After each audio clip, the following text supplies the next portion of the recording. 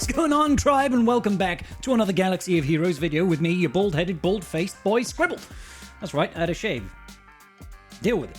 Alright, as you well know, ladies and gentlemen, the Great Mothers with their Datacron is a complete pain in the derriere, the proverbial knight to my that doesn't make any sense, scribe.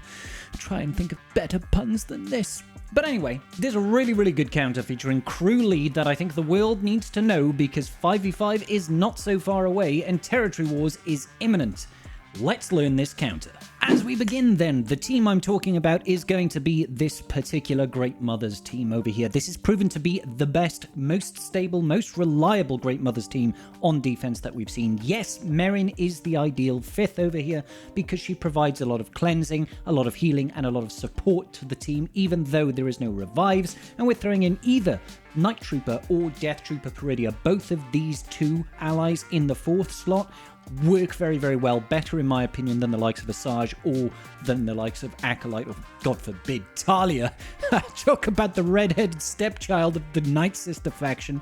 The Datacron is what really makes this click, guys. So this is really for those very high-end, extreme whaley boy cases where they've gone and dropped fat wads of cash to unlock the Great Mothers as soon as possible. This Datacron at the level 9 is absolutely absurd. It gives the team a ridiculous level of recovery, a ridiculous level of damage output, and you actually end up hurting yourself whenever you attack out of turn. And they're also going to be gaining retribution every time you attack. It's like imagine your worst nightmare, then Traya is chasing you, and then throw in some Night Sister magic and you've got this monstrosity of a team. The level 6 over here is going to be whenever an enemy is inflicted with defense down, they reduce their max protection by 50%. This one is really not so bothersome. However, whenever a Night Sister ally gains Foresight or Stealth, Night Sister allies are gaining 5% turn meter and critical damage stacking till the end of the encounter. And whenever an enemy attacks out of turn, Night Sister allies recover a whopping 40% health and protection and gain retribution for 1 turn. Now, if that level 6 is not on the Datacron, this counter is easier. However, I want to make sure that we are going for the hardest possible counter. This one over here has 122% offense, so no slouch in the damage department. Over here, we've got literally the same cron. The stats aren't quite as good. There's far less offense over here, but all of the other stats are kind of the same as far as the 3, the 6, and the 9.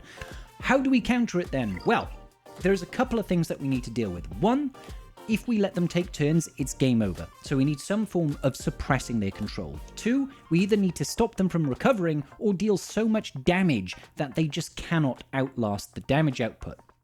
And number 3, we do want to try and make sure that they cannot gain turn meter or gain additional buffs. So there's one team out there that does this very well.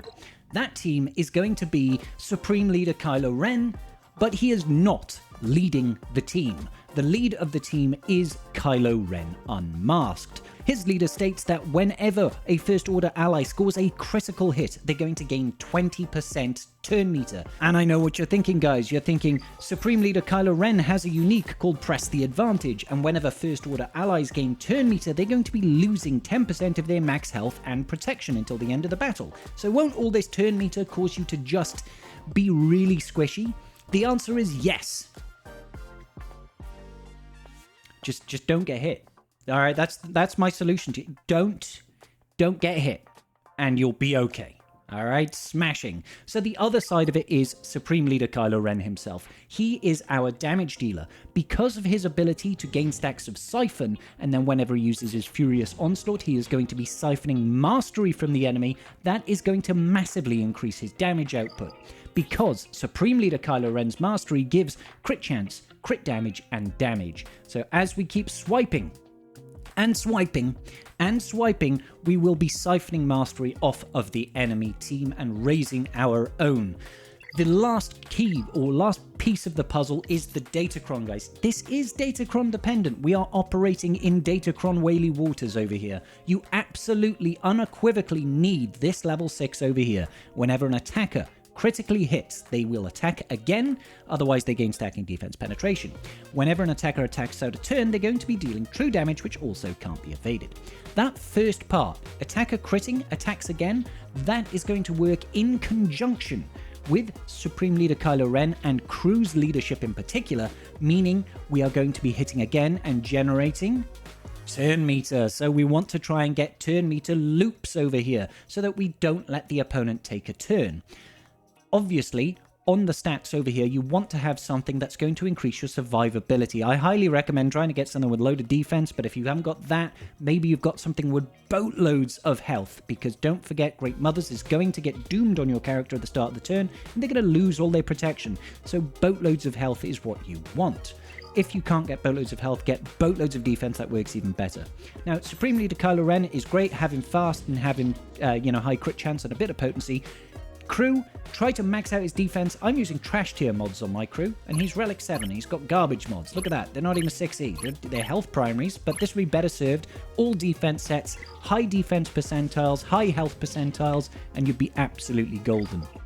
Now, the last and most important part of this piece is these two allies over here. Sith Trooper is very, very useful because he's just going to be generating turn meter himself and can pass additional buffs, but Hux has an incredibly valuable addition to this team called Boundless Ambition.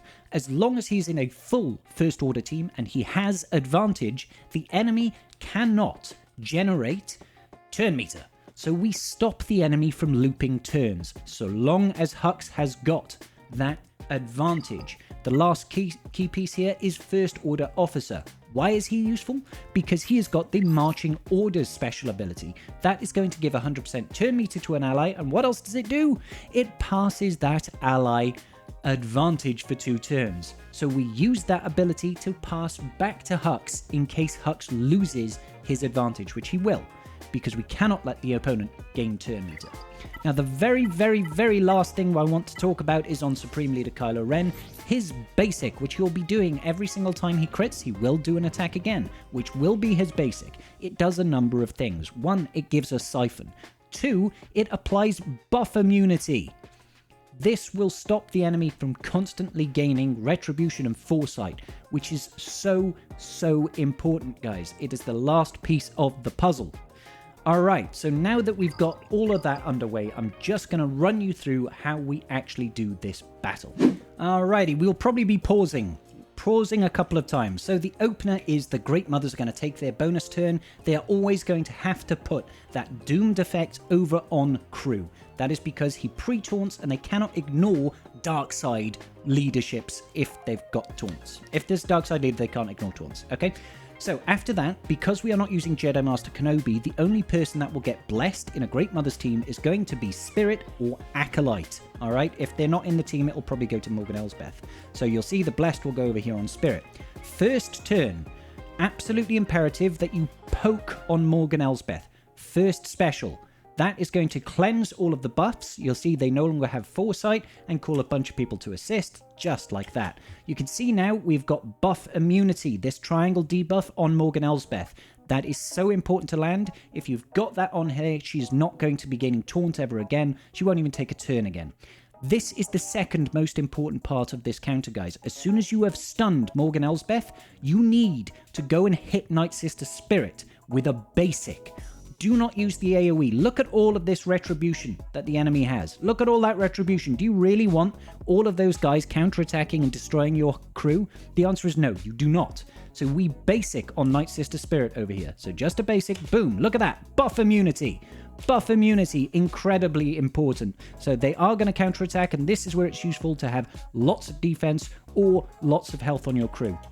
Mine just about survives, they do some good damage, and over here we want to make sure now that we are doing as much as we can to stay alive. So my Sith Trooper goes next. Thanks to all of the attacks he's doing, he's generating turn meter thanks to crew's leadership. We are then going to use the second special and cleanse debuffs, okay? That's going to pass us additional advantage. After this, we should be going around to crew, and we just want to stun people, get rid of their chance to counterattack. So we're going to use that 2-turn stun on the Great Mothers. After this, I'm looking around. Do I want counterattacks? Not particularly, not right now. What I would like to do is just guarantee that I gain turn meter. So, when we are attacking a stunned character, we deal damage 3 times on a basic with Supreme Leader Kylo Ren. If they're all critical hits, that means we're going to gain 60% turn meter. But because we're using an attack again cron on our offensive cron, it means we attack again for another 3 crits. 60% turn meter times 2 is 120% turn meter. That is a full turn meter loop. Enemy can't do anything about it. Hux has still got advantage, which means the enemy can't generate turn meter. So there we go. You can see the 3 hits there, all crits, full turn meter gain, and now we have ult available to you. Okay, so what do we do now? Do we ult? No, we don't. No, we don't. I'm going to focus down on Merrin and I'm going to stun her. The reason I'm stunning her is because blessed characters like the Spirit in the background cannot be stunned. So we go after Merrin because I know I can stun her and I can get rid of that retribution. Hopefully we also land a buff immunity on her. She has very high base tenacity though. So we get rid of it and we've cleansed. Look at that. We've got the buff immunity over here. We've also dispelled the stealth and the foresight off of that Night Trooper. What does that mean? We can actually go after him. So I'm going to jump into ultimate here. That's going to hit all of the enemies. That's 5 hits, 20% turn meter. We're going to crit all of them because we've got massive crit chance and we've got advantage. And then we're going to basic and hopefully land that buff immunity on Night Trooper. Let's see how that goes. Here we go. Alley-oop. Boom. And buff immunity. The whole enemy team has now got buff immunity. We no longer need to worry about them gaining foresight. We no longer need to worry about them gaining any sort of turn meter. All right, so at this point, what are we looking to do? Swipe to our heart's content. All right, or we could do what I say here and actually just, get rid of the buffs. The opponents now can't gain any retribution, so I've cleansed off the entire enemy team's buffs. After this, we are just going to be swiping for the love of everything that is good and holy. Swiping mastery, I'm targeting down the Great Mothers here because I don't want them, I want them to die as soon as possible in case we lose a unit. We don't want them to take bonus turns and then start, going around and linking doom on other characters. I know this looks bad right now, but it's absolutely fine.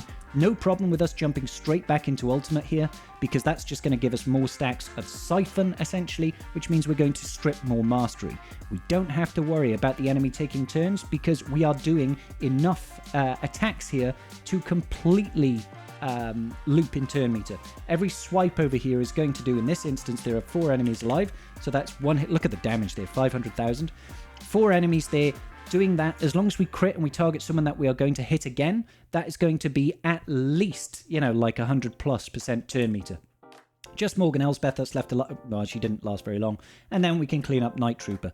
Now, obviously, that can get sketchy. You can lose crew. But if you can still get this general setup going, it will be okay. Here is the exact same setup once again, but this time we are going up against that Death Trooper Peridea. This was before I really honed in the counter, so I wasn't as clean with this, but you can see it still gets done. Always want to start off with that poke on a basic, hopefully landing that buff immunity. After that, you have to go in after that Night Sister Spirit. Buff immunity on Night Sister Spirit is so important, because if she starts gaining any sort of that foresight, you're going to start missing attacks, and that's never going to end up well for you. Now, I think I do some silly stuff here. I'm not entirely sure. Do I actually try and swipe? I hope not. It's very important to use your basic on characters that are stunned because it does give you 1 extra hit. That 1 extra hit does mean, of course, that you're going to generate additional turn meter for the team and keep that turn meter loop alive. So I'm just going around here and I'm making sure I'm stunning as many people as I possibly can, getting rid of their buffs, all that sort of good business. Merrin, of course, you don't want her to have any turns either. Going into ult here, I believe. Yeah, looks like I'm going to jump straight into ult. That's the right thing to do. Try to target the unit that's stunned. Don't worry about Spirit for now. Again, we want to make sure we're generating all of that turn meter. Unfortunately, that Night Trooper over there does get a nasty counterattack off because we haven't been able to get the buff immunity on him, which is a big, big shame. We clear off the foresight on him, but I'm pretty sure, yeah, the extra attack is just ruining it for us. So as you can see, we're doing a swipe there, and because we've only done 1, 2, 3, 4 hits there, that's only going to be 80% turn meter, incredibly reliant on that additional basic giving us an extra 60% turn meter. So I do want to get rid of that foresight, but I can't at the moment. Jumping into ult, the ult can't miss, of course, the foresight doesn't disappear, the counterattacks. The counterattacks is what can really mess things up for you here. You'll see, I believe this Death Trooper Peridea does actually manage to get off an attack and finish off the crew. I believe. There's me. I think I try and poke because I'd forgotten that I can't actually get rid of... I can't actually stun the Night Sister Spirit, but we get rid of Spirit in the end, get rid of Great Mothers, and we jump back into ult. At this point, generally, if you've gotten rid of Spirit and the Great Mothers, it's going to be okay. We still survive with everybody alive, even without a perfect run here. This can definitely go wrong, guys. I'm not going to pretend like this is a perfect counter. But I believe it to be probably the most reliable counter as far as 5v5s goes against Great Mothers. Now, if you want to see some footage from 3v3, you can please check out my other video guide just over here, and it goes over a number of the available counters there.